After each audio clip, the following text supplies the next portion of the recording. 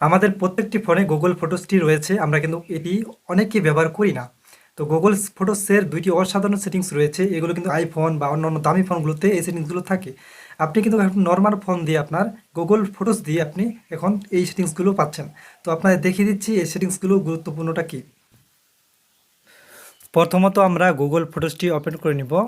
Open করার পর আপনারা যে কোনো একটি ফটো সিলেক্ট করতে পারেন বা অথবা ভিডিও।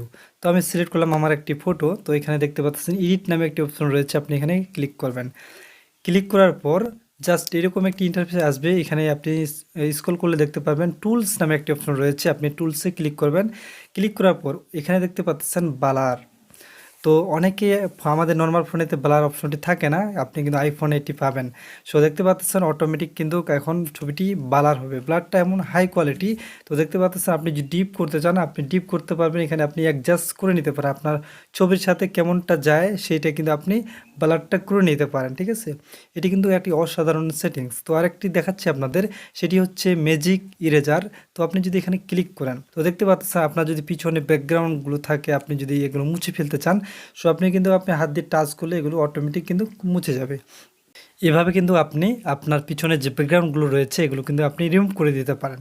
তো এরপরে ডান অপশনে ক্লিক করবেন, অটোমেটিক এখানে সেভ অ্যান্ড কপি এখানে রয়েছে, আপনি যদি এখানে ক্লিক করেন অটোমেটিক ছবিটি সেভ হয়ে যাবে এবং যেটা আপনি এডিট করলেন সেটি কিন্তু পেয়ে যাবেন।